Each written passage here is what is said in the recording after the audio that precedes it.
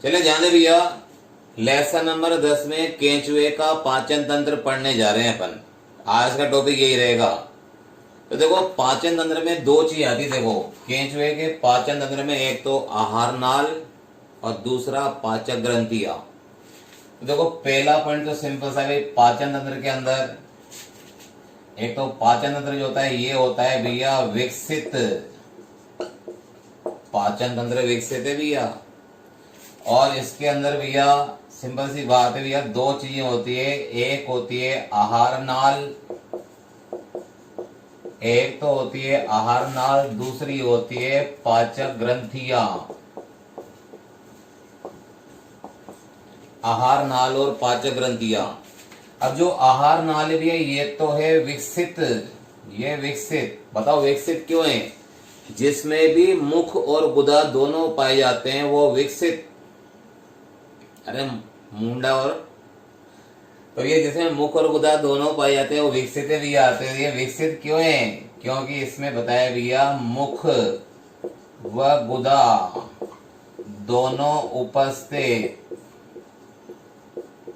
तो भैया mouth and anus दोनों प्रेजेंट है, मुख और गुदा दोनों उपस्थित। और पाचक ग्रंथियां जो होती है इसके अंदर दो तरह की होती है। एक तो लार ग्रंथियां, लार ग्रंथियां, लेकिन भैया स्वाद नहीं आएगा। और दूसरी भी है इसके अंदर आंतरीय अंधनाल। दूसरी भैया आंतरीय अंधनाल। ये दो चीजें पाई जाती है भैया, दो खास चीजें।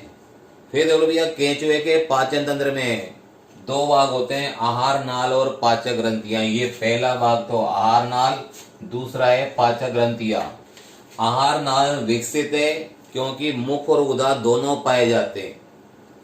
पाचक ग्रंथियां दो तरह की होती है, लार ग्रंथि और दूसरा आंतरीय अंधनाल। पहले इतना सा बोला, अब इसको समझने जा रहे हैं। पहले डायग्राम बनाऊंगा फिर एक एक चीज बोलता जाऊंगा। तो देखे ध्यान भैया, इसमें कोई दिक्कत हो देख लो भैया। देखो, पाचन तंत्र में दो चीजें हैं, आहार नाल और पाचक ग्रंथियां। आहार नाल विकसित है, सुविकसित है, तो इसका अर्थ है मुख और गुदा दोनों है। और लार ग्रंथियां, पाचक ग्रंथियों में लार ग्रंथियां हैं, आंतरिक अंधनाल है, दोनों ग्रंथियां हैं। पाचक ग्रंथियां यही वाली है। अब ध्यान दे, इसको पूरा समझने जा रहे हैं अपन। अब समझेंगे कैसे? देखो, पूरा डायग्राम बना के पहले समझाएंगे अपन, और डायग्राम को अच्छी तरह देख लेना भैया। भैया देखो, इस साल तो मुझे लगता है कि ऑनलाइन ही चलेगा नवंबर तक तो। और दूसरी चीज ध्यान देना, पढ़ाई अच्छी तरह से करना। कारण यदि इस साल अच्छी तरह नहीं पढ़े तो अगले साल एनसीईआरटी आ जाएगी, वो फिर अलग है, डेंजर है वो। तो तुम्हारे सिलेबस में तो क्या, जो हर कोई बच्चा चाहे तो 98, 99, 100 ला सकता है। ऐसा सिलेबस है, मस्त सिलेबस है, मस्त। नहीं तो फिर मेहनत ज्यादा करनी पड़ेगी। तो पहले से ही क्या है, जो बच्चे नहीं जुड़ रहे हैं उनसे भी बोल लें। नहीं जुड़ेंगे तो उनको तो अपन हाथ पे थोड़ा जोड़ने जाएंगे यार। पर पूछ सकते हैं अपन, जुड़ना है नहीं जुड़ना है। तुम्हारे और भी कोई जानने वाला हो भाई, फीस तुम्हारी तो हमारे जो 11th वाले उनके बराबर करिए, 6,000 रुपये करिए। अभी तो तुम्हारे को फीस के लिए नहीं बोला, पहले लेसन पूरा पढ़ेंगे उसके बाद बोलेंगे फीस के बारे में। चले ध्यान दे भैया, अब इसका डायग्राम समझाने जा रहा हूं। तो देखो, डायग्राम में क्या क्या बताएंगे वो सुनना है आपको।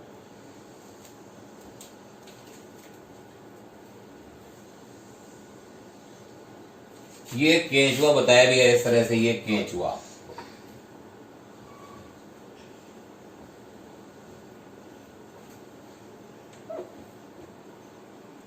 ये केंचुए का अगला सिरा।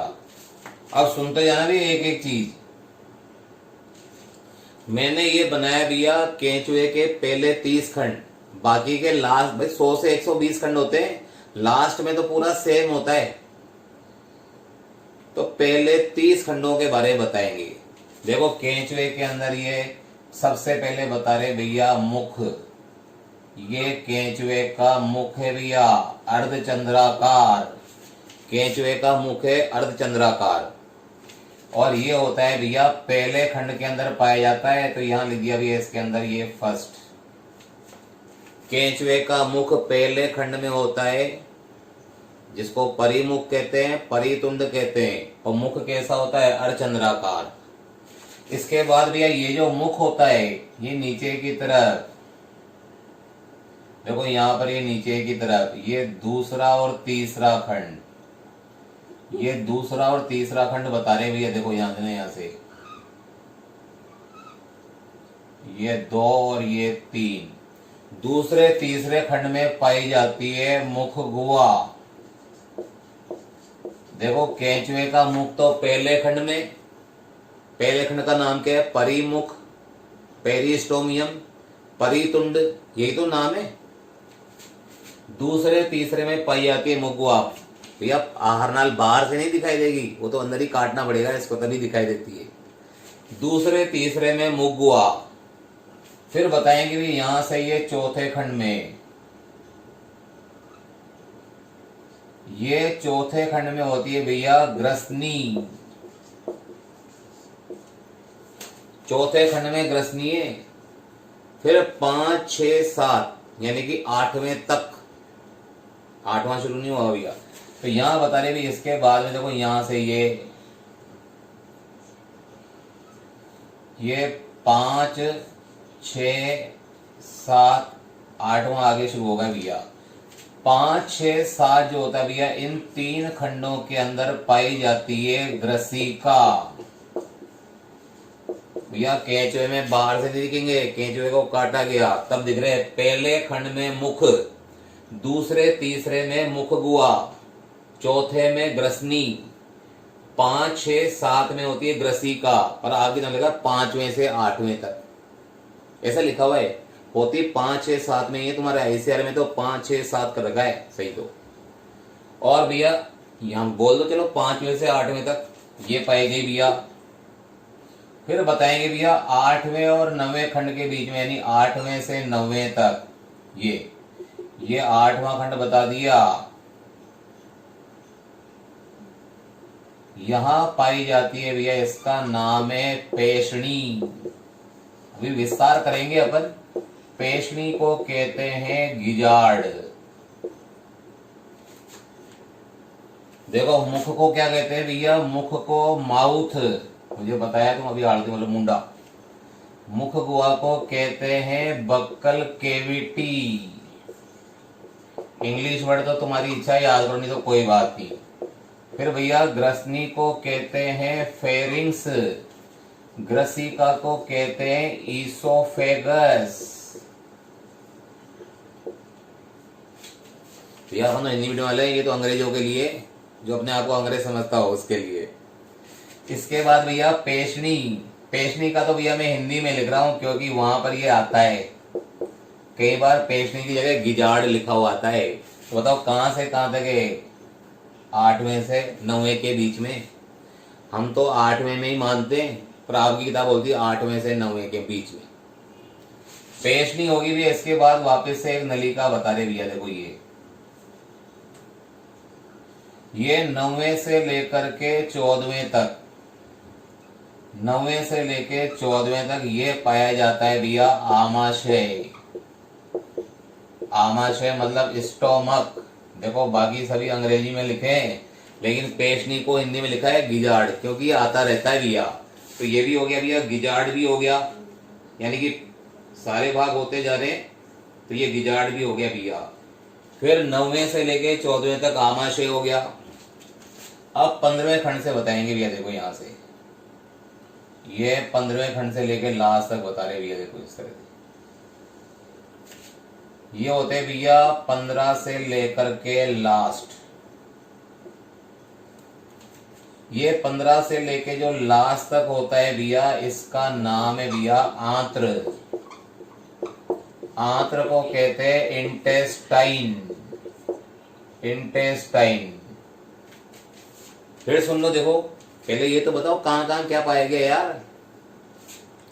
पहले खंड में मुख, दूसरे तीसरे में मुगुआ, चौथे में ग्रसनी, ये चौथे में ग्रसनी, 5, 6, 7 या 5 से 8 तक क्या भैया ग्रसिका, 8वें में पेशनी या 8वें 9वें के बीच में, 9 से लेके 14 तक आमाशय, फिर भैया 15 से लास्ट तक आंत्र, लास्ट हो गया भी, इसके बाद हमारा कोई मतलब ही नहीं है।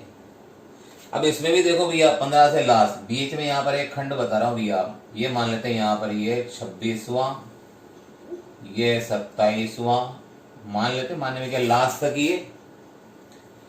अब यह आंत्र जो होती है इसमें 26वें खंड के साइड में देखो, अब यहां से 26वें खंड के साइड में बताएंगे भी अपन यहां पर,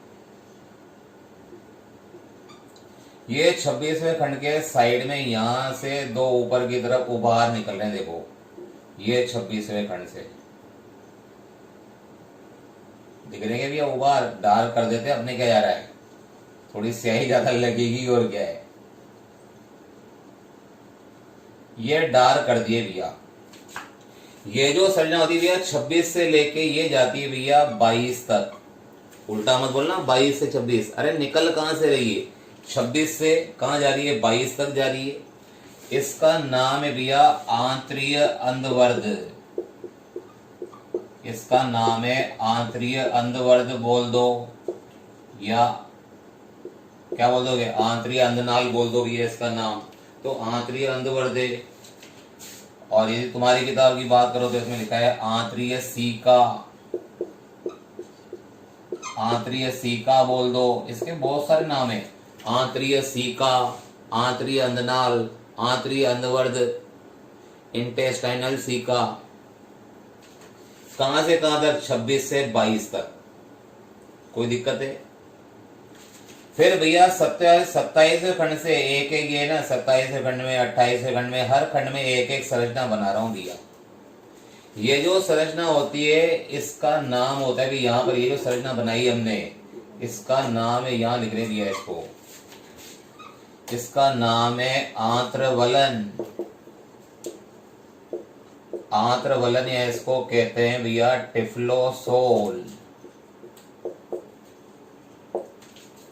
आंत्रवलन टिफ्लोसोल। तो ये आंत्रवलन टिफ्लोसोल हो गया भैया,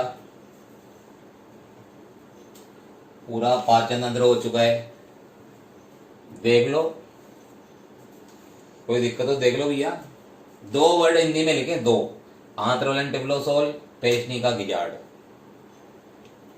अरे आहार नाल भी हो गई, और ग्रंथियां कौन सी है, इस ग्रसनी जो होती है ना भैया, ग्रसनी के अंदर पाई जाती है लार ग्रंथियां,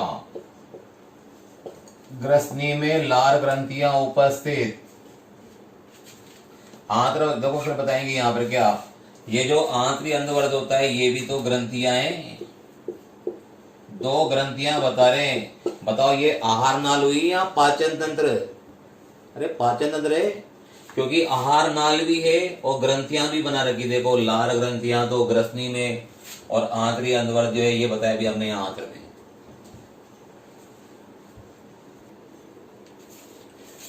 चले ध्यान से भैया, थोड़ा सा काम आ गया था यार, कोई फोन आ गया था इमरजेंसी में, तो मैंने कहा उठाना जरूरी था, क्योंकि किसी व्यक्ति का ऐसे आता नहीं है परिवार में से।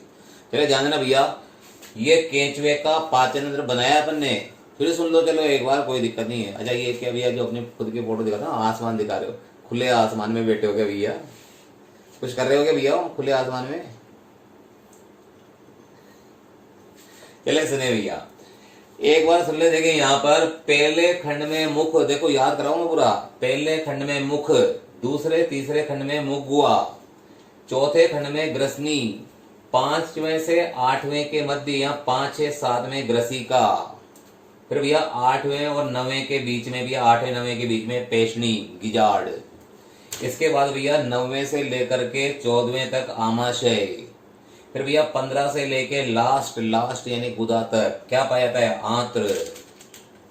और फिर इसमें भी बता रहे भैया क्या, आंत्र के अंदर 15 से लास्ट है, लेकिन 26वां खंड देखो, ये वाला 26 27 लिख रखा है, 26वें खंड से लेके देखो आगे की तरफ जा रही है ये 2 बार, इन डार्क करके काले करके, इनका नाम है भैया आंतरीय सीका, ये आंतरीय सीका, आंतरीय अंधवर्ध नाम, ये भी ग्रंथि है। और भैया ये जो 27वें खंड से एक एक काला काला बिंदु लगा रखा है, ये होता है आंत्रवलन। पूरी आहार नाल का डायग्राम बना दी भैया। खास क्या था, कोई पूछे भैया लाल ग्रंथियां कहां पाई जाती है, ग्रसनी में।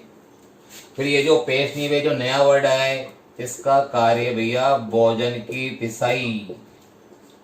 इसका कार्य है भोजन की पिसाई। केंचुआ मिट्टी खाता है, सड़ी गली पत्तियां खाता है, उनकी पिसाई। ये तो अपन नहीं खाते कि गेहूं खाते हैं तो उसको पीस करके आते हैं, आटा बनाते हैं। तो बताओ केंचुआ कहाँ पीसेगा भोजन को? पेशनी में। याद रखना भैया, केंचुए में पेशनी कौन से खंड में पाई जाती है? 8वें 9वें के बीच में। और कार्य क्या है? भोजन की पिसाई। Very very important. अब जो नहीं पढ़ रहे तो उनका तो भगवान ही मालिक है भैया, ये भोजन की पिसाई। फिर भैया ये आमाशय होता है 9वें से 14वें तक। इसमें भी देखो एक खास बात बता रहा हूं, ये भी वेरी इंपॉर्टेंट में। यहां पर चूना ग्रंथियां, यहां पर चूना ग्रंथियां या कैल्सीफेरस ग्रंथियां पाई जाती है। ये कैल्सीफेरस ग्रंथियां पाई जाती है। चूना ग्रंथि भी देखो आमाशय के अंदर। देखो केंचुआ मिट्टी खाता है, मिट्टी खाता है ना भैया, मिट्टी। मिट्टी को क्या कहते हैं अपन? ह्यूमस। और इस ह्यूमस के अंदर एक अम्ल होता है, ह्यूमिक अम्ल। ह्यूमिक अम्ल। केंचुआ मिट्टी खाता है, मिट्टी को कहते हैं ह्यूमस, मृदा। ये मृदा, इसमें एक अम्ल होता है ह्यूमिक अम्ल। ये क्या है? पाचन नहीं होने देता है। तो भैया ये चूना ग्रंथियां जो कैल्सीफेरस ग्रंथियां होती है, ये भोजन के या ह्यूमस के ह्यूमिक अम्ल को उदासीन करती है। तो भैया इसका कार्य क्या है? यहाँ पर यहां बोलेंगे भैया ह्यूमिक अम्ल को उदासीन करना। ह्यूमिक अम्ल को उदासीन करना। कहाँ होता है ह्यूमिक अम्ल? भैया मिट्टी जो खाता है उसी में तो होता है, यानी कि भोजन के ह्यूमिक अम्ल को उदासीन करता है।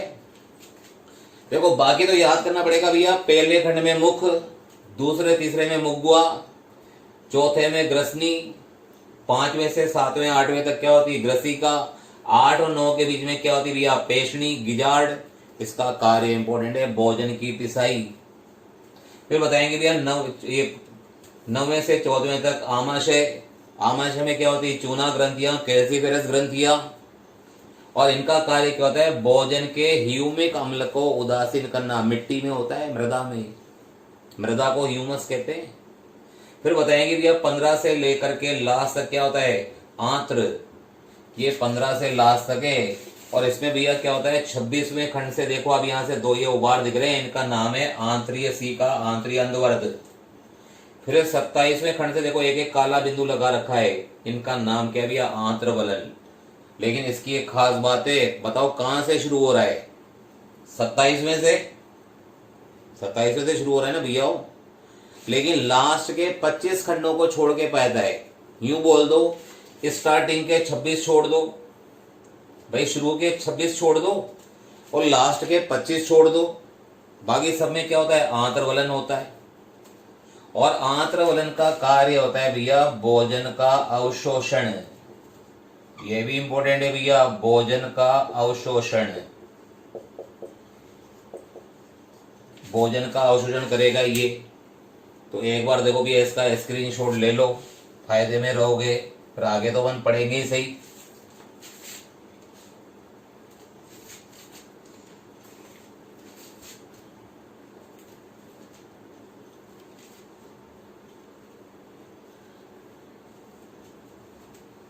ले लिया हो गया भैया स्क्रीनशॉट। इंपॉर्टेंट क्या क्या बताया भैया? एक तो पेशनी का कार्य, एक ये वाला चूना ग्रंथि का कार्य, एक आंत्रवलन का कार्य। वेरी वेरी इंपॉर्टेंट में 3 पॉइंट है। अभी तो केवल चित्र हुआ है, अब एक एक करके समझेंगे। तुम्हारी किताब में जो लैंग्वेज दे रखी ना, उसको अपन समझने जा रहे हैं भैया, पूरा ध्यान देना। देखो सबसे पहले पढ़ने जा रहे हैं भैया मुख के बारे में। मुख देखो, ये बताया केंचुआ, ये केंचुए का पहला खंड। ये केंचुए का पहला खंड बता रहे भी यहां से, ये पहला खंड। इस पहले खंड के पहला खंड जो होता है इसका नाम होता है परिमुख, या इसको कहते हैं परितुंड। और इसकी अग्रीय सतह पर ये देखो, ये अर्धचंद्राकार, ये अर्धचंद्राकार मुख पाया जाता है। देखो पहले खंड का नाम क्या है? परिमुख या परितुंड। और इसके निचले सिरे पर क्या होता है, अर्धचंद्राकार मुख पाया जाता है। यहीं से मिट्टी और सड़ी गली पत्तियां खाएगा। तो याद रखना भैया, मुख कहाँ होता है, प्रथम खंड, क्या नाम है उसका, परिमुख या परितुंड। और इसमें निचले सिरे पर क्या होता है, अर्धचंद्राकार मुख। यहीं से ये मिट्टी वगैरह खाता है, जो भी इसको खाना होता है यहीं से खाता है। यानी कि भोजन का प्रवेश द्वार है मुख। मुख हो गया भैया, कोई दिक्कत है। अब दूसरा पढ़ने जा रहे हैं भैया, ये मुख तो हो गया इतना सा। अब मुख गुहा के बारे में थोड़ा डायग्राम इधर देखो, इधर ध्यान देते जाना भैया, क्योंकि थोड़ा सा अलग तरह से बताएंगे।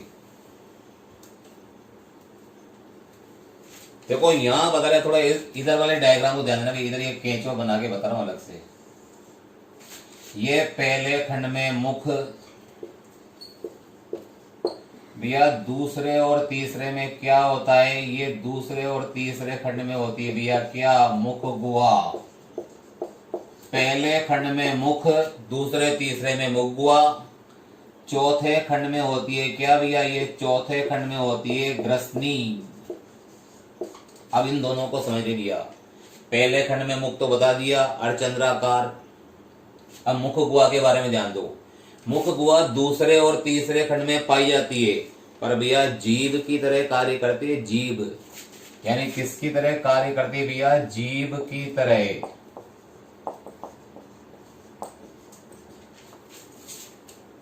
और भैया जो ग्रसनी होती है, इसमें लार ग्रंथि होती है, लेकिन इसकी एक खास बात है, ये एक चूषक पंप की तरह कार्य करती है। ध्यान देना। देखो ये ग्रसनी चूषक पंप नहीं होता क्या, पानी चढ़ाने की मोटर, तो ये पंप की तरह कार्य करती है। पंप की तरह कार्य करेगी तो क्या, सारा दाब कहां लगाएगी भैया, ये सारा दाब आगे की ओर लगाएगी, मतलब प्रेशर उत्पन्न करती है। ये तो अपने नहीं होता कि सरे प्रेशर उत्पन्न हो जाता है भैया। तो यहाँ ग्रसनी जो होती है एक दाब उत्पन्न करती है, और ये दाब लगता है मुख गुहा के ऊपर। और ये जो मुख गुहा होती है ना भैया, ये मुख गुहा यहाँ अंदर से बाहर की तरफ चल जाती है। बाहर चल गई, और बाहर चल गई तो ये जीभ का काम करेगी। दिख तो रहा है ना भैया, जीभ का काम करेगी, तो बाहर जो मिट्टी और सड़ी गली पत्तियां होती है इनको खाती है, और ये सारे जैसे जीभ यानी ग्रसनी पर चिपक जाते हैं। और फिर ये वापस जो जीभ होती है, ग्रसनी होती है, मुख गुहा होती है, वापस अंदर पलटी मारती है, वापस अंदर आ गई, भोजन ग्रहण करके अंदर आ गई। अब ध्यान दे, देखो क्या बताया। देखो पहले खंड में मुख, दूसरे तीसरे में मुख गुहा, चौथे में ग्रसनी। बताओ यहाँ पर ग्रसनी जो होती है वो चूषक पंप है। ये ग्रसनी चूषक पंप है भी, ये वाली। ये इतना दाब लगाती है, ऊपर की तरफ दाब लगाएगी, बाहर की तरफ। ये जो मुख गुहा होती है अंदर से बाहर आ गई भैया, ये मुख गुहा बाहर निकल गई और जीभ के रूप में काम करती है।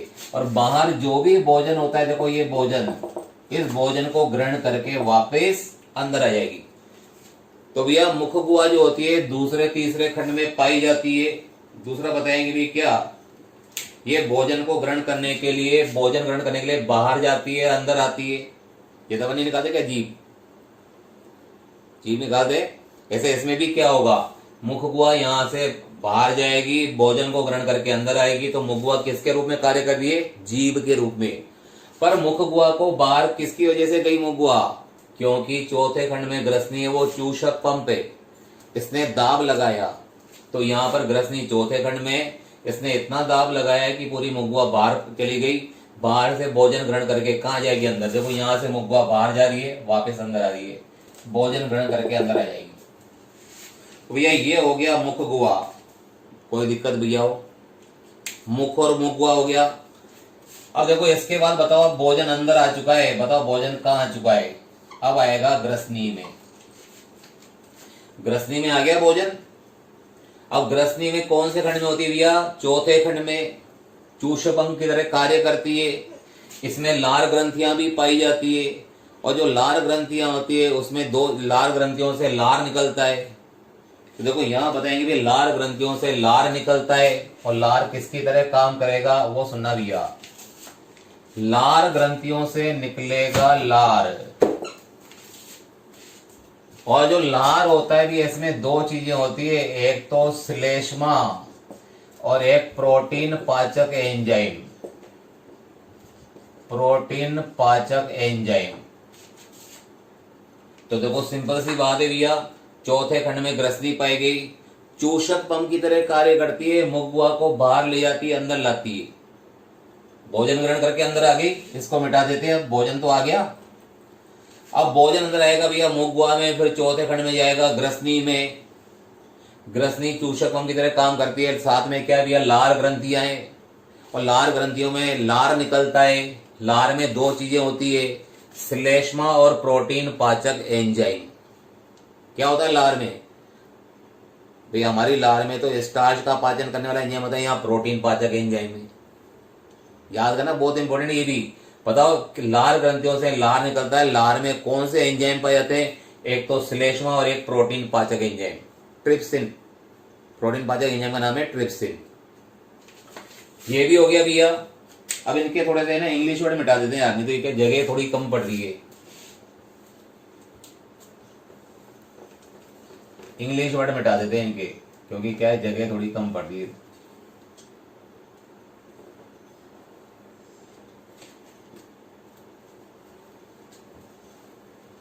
चले आप ध्यान देना भैया, देखो याद तो रहेगा ना भैया यहां तक? अरे सिंपल सिंपल सी बात बोल रहे हैं। तो देखो ये बताया भैया, मुख हो गया, मुगवा हो गई, ग्रसनी हो गई। याद रखेगा ना ग्रसनी। ग्रसनी में क्या होता है? ग्रसनी के अंदर लार ग्रंथियां। देखो ग्रसनी एक तो क्या होगी चौथे खंड में, दूसरा ये चूषक पंप की तरह काम करती है। फिर बताएंगे इसके अंदर लार ग्रंथियां पाई जाती है। लार ग्रंथियों से क्या निकलता है? लार। लार में दो चीजें होती है भैया, एक तो श्लेष्मा और एक होता है भैया प्रोटीन पाचक एंजाइम। ये प्रोटीन पाचक एंजाइम।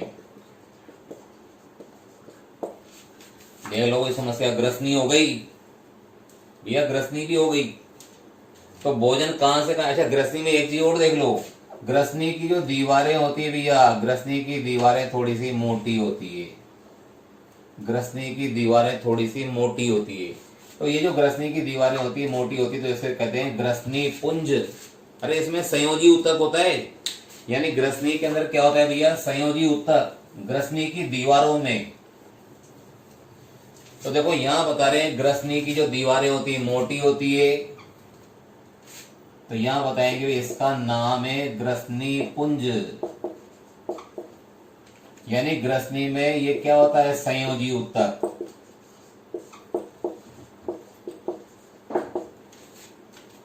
तो देखो चौथे खंड में ग्रसनी है, चूषक पंप की तरह कार्य कर रही है, लार ग्रंथियां इसमें पाई जाती है, लार का स्त्रण करती है, लार में श्लेष्मा और प्रोटीन पाचक एंजाइम पाए जाते हैं। और ये जो ग्रसनी होती है इसकी दीवारों में क्या होता है? एक संयोजी ऊतक पाया जाता है, पेशियां पाई जाती है, और उसका नाम है ग्रसनी पुंज। संयोजी ऊतक से बना है। अब ग्रसनी हो गया भैया, और ग्रसनी में भोजन में क्या मिक्स हो गया? देखो श्लेष्मा, लार मिक्स हो गई, भोजन लसलसा हो गया।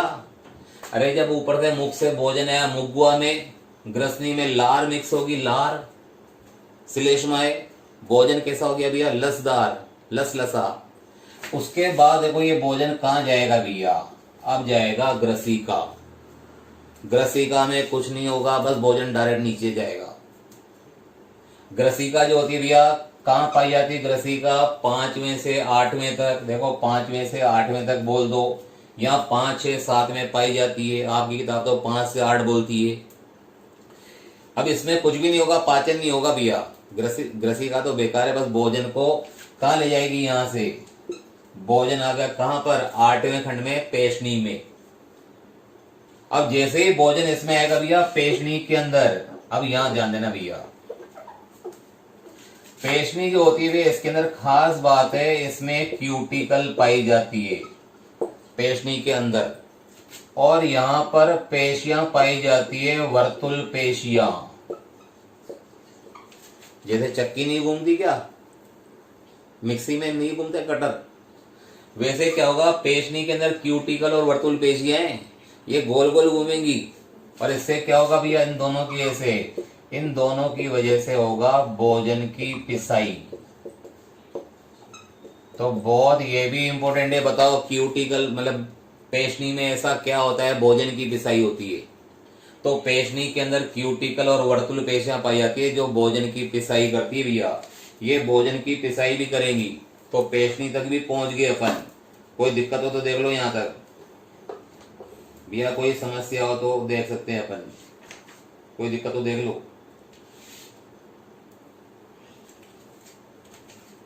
कोई दिक्कत है क्या भैया? पेशनी क्या क्या होता है पेशनी के अंदर? क्यूटिकल और वर्तुल पेशियां गोल गोल घूमेंगी, भोजन की पिसाई करेंगी। असली में केचुआ काटोगे ना, पूरी आहार नाल दिखती है, पर पेशनी थोड़ी कठोर होती है, स्पष्ट दिखती है 8वें खंड के अंदर। पर आगे किताब होती है 8वें 9वें के बीच में पेशनी क्यूटिकल और वर्तुल पेशियों की बनी होती है, कार्य भोजन की पिसाई है। अब ये यहां तक कुछ पूछना हो देख लो, क्योंकि यहां तक मिटाऊंगा मैं। ये पूरा हो चुका है भाई, वापस वीडियो तो आया था कल तक के वीडियो पूरे आ चुके हैं, बस नोट्स की बात है, जो नोट्स भी आपके बाद एक आध दिन में पूरे आ जाएंगे दोनों लेसन के। अब आगे भैया आमाशय पे, बताओ आमाशय कहां से कहां तक होता है? आमाशय होता है 9वें से 14वें खंड तक। आमाशय 9वें से 14वें खंड तक है। तो एक तो इसकी खास बात है भैया, 9वें से 14वें तक आमाशय पाया जाता है। दूसरी खास बात है भैया, यहाँ पर कौन सी ग्रंथियां होती है? चूना ग्रंथियां। चूना ग्रंथियां, कैल्सीफेरस ग्रंथियां। तो ऊपर से जो भोजन आ रहा है, भोजन में कौन सा अम्ल होता है? ह्यूमिक अम्ल। उसको उदासीन करेगा कौन सी? चूना ग्रंथियां, कैल्सीफेरस ग्रंथियां। तो आमाशय में तो इतना सही काम होता है भैया। आमाशय 9वें से लेकर 14वें खंड तक पाया जाता है। और भैया इसमें जो होता है कैल्सीफेरस ग्रंथियां पाई जाती है, चूना ग्रंथियां। आपकी किताब में तो यही दे रखा है। क्या कार्य है? भोजन के ह्यूमिक अम्ल को उदासीन करना। आमाशय भी हो गया भैया। अब इसके बाद देखो आगे, अब आमाशय के बारे में मिटा देते हैं। अब आगे कहां पर? अब आंत्र के बारे में। अब देखो आंत्र के बारे में आगे भी बताओ, आंत्र कौन से खंड में? 15 से लेके लास्ट। आंत्र जो होती है 15 से लेके लास्ट तक पाई जाती है, 15 से लास्ट। फिर पूरी आंत्र को गौर से देखो, इसको 3 भागों में बांटा गया है, 3 भागों में। यानी अब इसके आंत्र के 3 भाग भी है यहाँ पर। आंत्र के 3 भाग बता रहे हैं। अब 3 कौन कौन से वो समझना आपको।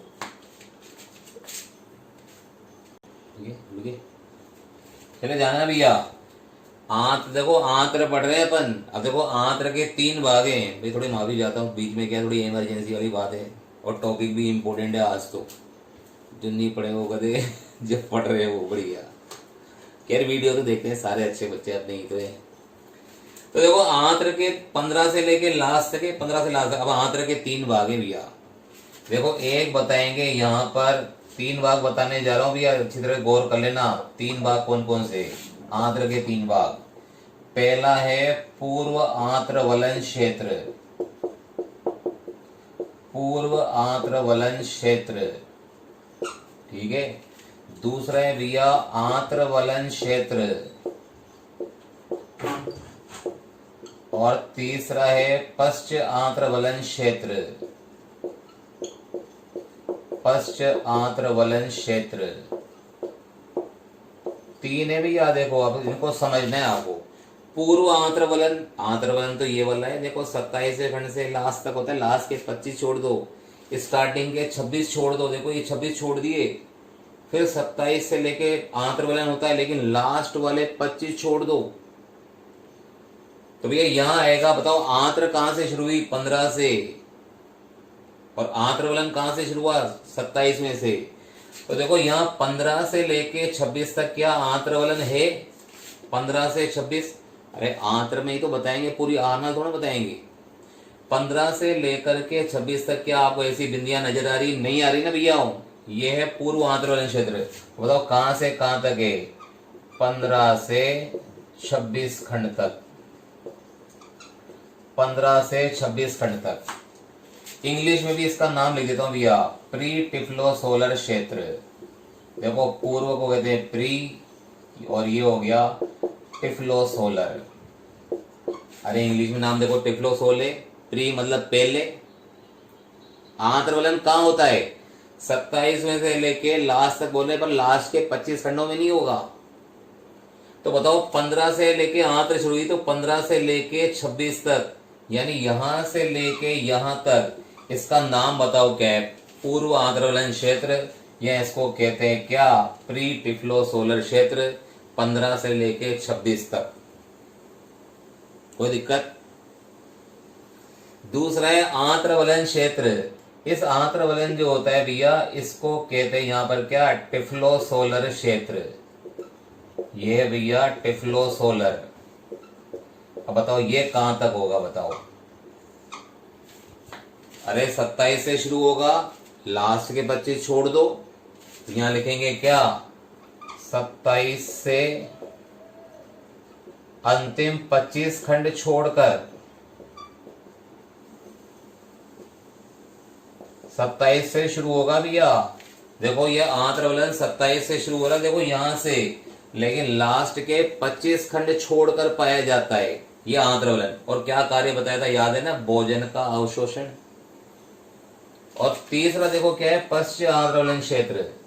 अब जो पश्च आंत्रवलन क्षेत्र भैया, इसके बारे में थोड़ी बोलते हैं भैया। देखो क्या,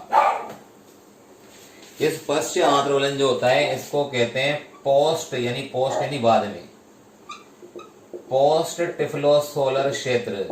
भैया ये इंग्लिश वर्ड भी याद करने, सारे हिंदी में लिख रहा हूं। बताओ पहला कौन सा है? आंत्र के 3 भाग है। पहला पूर्व आंत्रवलन क्षेत्र, पूर्व आंत्रवलन कहां से कहां तक? प्री टिफ्लोसोलर। कहां से कहां? 15 से लेके 26, फिर 27 में से लेके क्या होता है भैया? आंत्रवलन पाया जाता है। कहां तक? 27 से लास्ट के 25 छोड़ दो। और कार्य क्या था? भोजन का अवशोषण। तीसरा है भैया पश्च आंत्रवलन क्षेत्र, कहां पे होगा? लास्ट के 25। तो ये कहां होता है भैया? अंतिम 25 खंडों में, अंतिम 25 खंडों में होता है। और इसी को हम मलाशय भी कहते हैं। इसी का नाम क्या है भैया? इसी का नाम है मलाशय। मलाशय भी कहते हैं। किसको कहते हैं बताओ? पश्च आंत्रवलन को, अंतिम 25 खंडों को मलाशय भी कहते हैं। अब देखो पूर्व आंत्रवलन 25 से 26 तक है, इसकी खास बात बताओ। पूर्व आंत्रवलन 25 से 26 तक। अब इसी में देखो क्या है? पूर्व आंत्रवलन के अंदर 26 से 22 तक क्या बना रखा है? ये आंतरीय सीका। कोई पूछे पूर्व आंत्रवलन क्षेत्र कहां पाया जाता है? 15 से 25, 26 तक। और 26 में से क्या निकल गए? ये दोनों ये वाले, ये भैया आंतरीय सीका, इनसे एंजाइम निकलते, ग्रंथियां हैं। फिर भैया दूसरा है आंत्रवलन। इसमें तो देखो ये बिंदियां लगा रखी, ये आंत्रवलन है। और इनका कार्य क्या है भैया? भोजन का अवशोषण। तीसरा भाग है भैया पश्च आंत्रवलन क्षेत्र, अंतिम 25 खंड, नाम क्या है? मलाशय। बताओ इसका कार्य क्या होता है? मल का संग्रह। मल का संग्रह होता है। और जहां एंड होगा लास्ट में, लास्ट में तो गुदा होगी। तो भैया आज का हमने ये आहार नाल, पाचन तंत्र पूरा समझाया भैया। इसको अच्छी तरह से पढ़ लेना भैया, इसको अच्छी तरह से पढ़ लेना, कोई दिक्कत नहीं। इसमें सबसे लास्ट में क्या होगी? गुदा। और गुदा से क्या त्यागेगा? मल। छोटी छोटी मल की गोलियां, मींगड़ियां नहीं कह रहा भाई, मींगड़ियां तो बकरी की बड़ी हो गई, छोटी छोटी गोलियां त्यागता है। और जो केंचुआ मल त्यागता है उसे कहते हैं कृमिशिप्तियां। देखो लास्ट में क्या होगा? गुदा, वहां से मल की गोलियां त्यागता है। और मल की गोलियों का नाम क्या है? शिप्तियां। यह इसको कहते हैं वर्म कास्टिंग। Worm casting. तो भैया पूरा पाचन तंत्र हो चुका है। केवल पाचन की क्रियाविधि पढ़ेंगे कल, और बाकी तंत्र कल पढ़ेंगे। 3 दिन में हो जाएगा ये। अब नोट्स भेजने की बात है तो नोट्स अब शुरू कर देंगे यार, क्योंकि मेरी तबीयत भी थोड़ी खराब हो रही थी, आपको पता है, बीच बीच में क्लासें छूटी है। अब थोड़ा सही लग रहा है तो पढ़ा रहे हैं अपन। तो नोट्स भी मिल जाएंगे तुम्हारे को दोनों लेसन के, जैसे ही लेसन समाप्त होगा बनाने शुरू कर दिए, मिल जाएंगे तुम्हारे को। ठीक है, बाय।